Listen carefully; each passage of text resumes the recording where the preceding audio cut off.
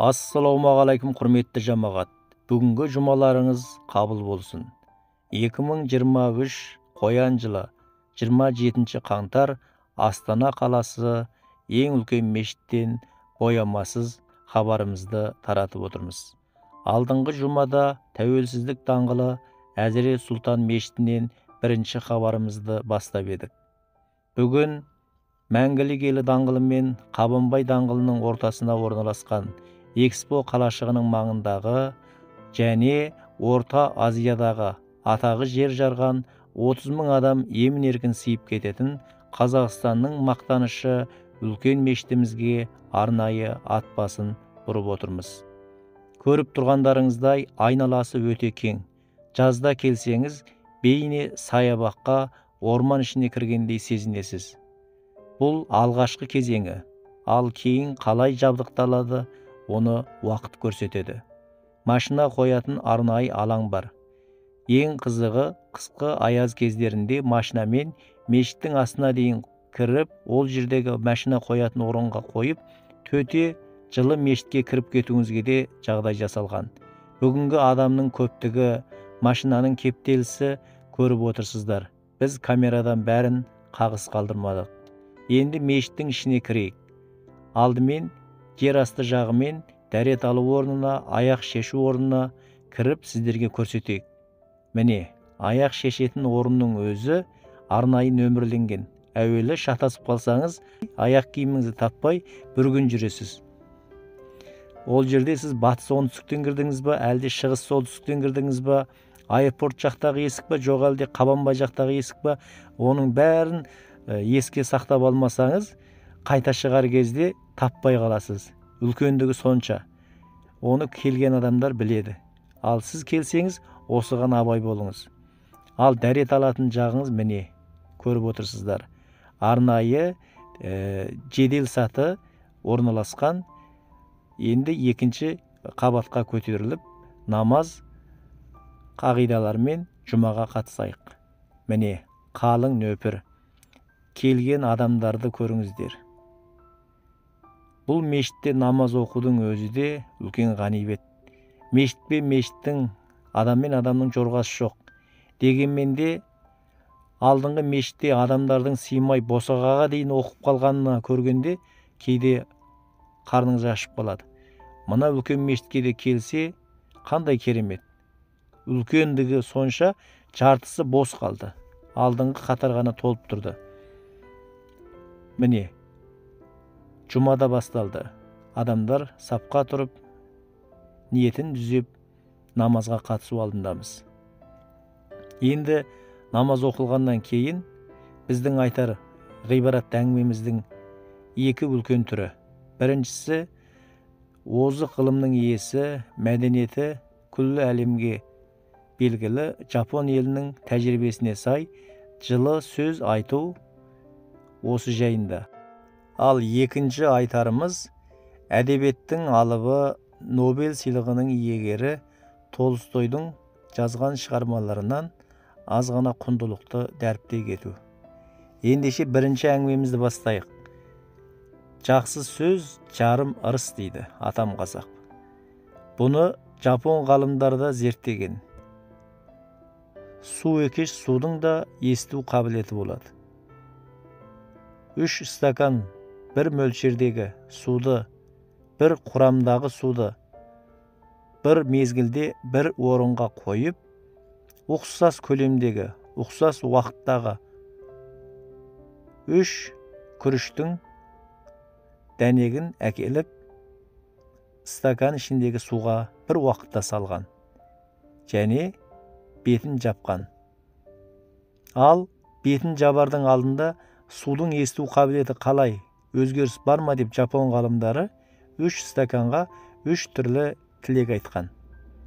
Бірінші стаканға жақсы сөз, өсіп өн, гүлден көркей деген мағынада жылы лебіз жеткізген. Ал екінші стакандағы суға қарғыс негізінде нәлет айтқан.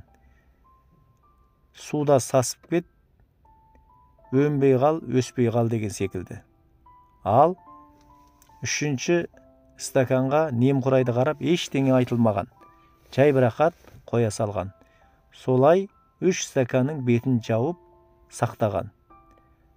Бір мезгіл өткеннен кейін 3 стаканды бір уақытта ашып қараса, жақсы тілек айтқан стакандағы күріштің дәнегі өсіп өніп кәдімгідей тамыр жайған. Ал қарғыс айтқан екінші стакандағы күріштің дәнегі шынымен де сасуға айналған, су сарғайып кеткен. Ал үшінші стакандағы ештеңе айтылмаған немқұрайды қойылған стакандағы су мен дәнек сол қалпы тұрған. Міне қызық. Бұны өзіміздің қазақи түсінікке салатын болсаңыздар, үлкен мағына жатыр. Жаман сөзіңді, қарғысыңды, ішкі нәлетіңді тығып қалда, айналаңа тек жақсы сөз жеткіз. Сонда бұның өзі жұмадағы үлкен сауапты жағдаймен бірдей екенін білдіреді. Ата-анамыз, үлкен кісілеріміз қандай еді? Бата беруші еді. Барған жеріне жақсы тілек айтушы еді. Міне, бүгінгі айтар ғибратты сөздің бірінші тақырыбы осы. Кімге болса да жақсы сөз айтайық. Ал екінші тақырып Толстойдың құндылығы жайында. Шығармасынан оқығаным бар. Екі қария, білесіздер ғой, христиан діні бойынша олар кәдімгідей өздерінің қажылығына жол тартады. Оның біреуі кәдімгі басы жарқыраған, бал арасымен айналысатын жай қарапайым шаруа. Ал екіншісі жұмысына пысық, дөңгелек дәулеттегі адам. Екеуі жасымыз болса келді, көршіміз, доспыз, қажылығымыз өтейік деп жолға шығады. Жолға шығу барысында қалтасындағы ақшалары да бәрі уақыты да өлшенген, неше түрлі жолдарды, қиындықтарды басып келіп, соңғы жақындай берген кезде, яғни кемеге мініп, өздерінің қажылық ететін жеріне баруға аз қалғанда, бір ауру қаптаған, шөл қысқан мекенге тап болады.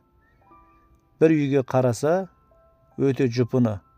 Осы жерден су ішіп алайын десе, бағанағы дөңгелек дәулеттегі досы, жоқ, мен алға қарай жылжи берем дейді. Ал бағанағы айнабас ара шаруасымен айналысатын, сол үйге бас соғып қарағанда көз көзіне өзі сенбейді. Қиналған о бір отбасын толығымен көреді. Жылаған бала, ыңырсыған әйел, өлім алдындағы үлкен апа, сүйретілген және бір үйдің отағасы. Бұлардың аштыққа тап болып қиналған сәтін су емес, ойлай көріңіз, өлім алдындағы жанталасын көреді. Ойлайды, мен мыналардың халын көріп тұрып қалай қажылыққа барам, мына қалтамдағы ақшаны ол жерде қалай істетем, қой дейді да, бұларды нанмен, ас ауқатпен қамдап, сол жерде қалып қояды. Ал бағанағы дөңгелек дәулетті досы барып өзінің қажылығын өтеп жүреді. Ойда жоқта арт жағынан келем деген досым қайда қалып қойды, әлде менен ұзап кетті ма деп қалың нөпірден бағанағы қажылық ететін мекендердің алдына қараса, айнабас досы әле-сала көрінеді. Әле-сала көрінеді. Барып амандасып, әй, қайдан келдің, менен қалай озып кеттің дейін десе, көзіне көрінбей жоқ болып кетеді, таң қалады. Сонымен о жердегі қажылығы да бітіп, ол ауылына қайтады.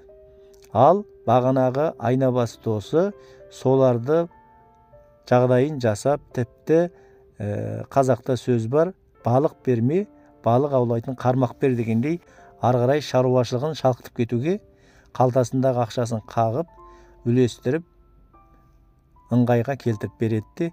Болды, мен қажылыққа бармайын, баратында ақшам қалмады деп, ол да қайтып кетеді. Келіп, елге көрінбей, ұят болмасын деп түнделетіп, өз шаруасымен айналысып кете береді. Ол жайында үндемейді.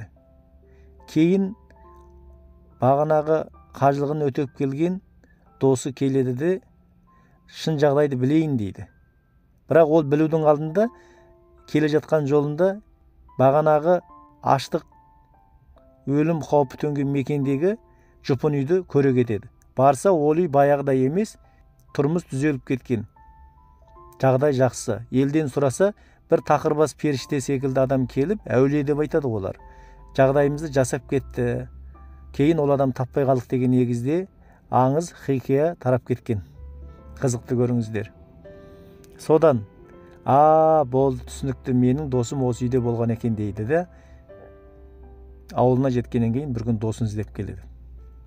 Досына келсе, оның тұрмысы шалқып кеткен. Қайтадан арасымен айналысып, отбасын жөндеп ретке түсіп алған. Ал енді өзінің отбасы бағана дөңгелек дәулеттің баласына тапсырып кеткен жұмыстарының бәрі сиыры құйымшақталып, баласы ішіп кеткен, жұмыстар бітпей қалған. Ал қажылығын өтекпегендегі қуанышы қалай болған? Су сепкендей болған. Міне осы нәрсені Толстой шығармасына келтіріп кетеді. Шын қажылық қайсы деген мағынада. Біліп отырсыздар, біздің айтпағымыз бүгінгі жұмада жақсы сөз және ниет. Міне, харекет таза болса, шын қажылық, шын жұмадағы оқылған дұға және жақсылық жасау бәрі бір-бірімен қабысқан дүние. Ендеше оққан дұғаларыңыз, бүгінгі жұмадағы жасаған тілектеріңіз қабыл болсын. Үшінші кезектегі хабарда сіздермен қайта жолыққанша. Керек дерек арнасы.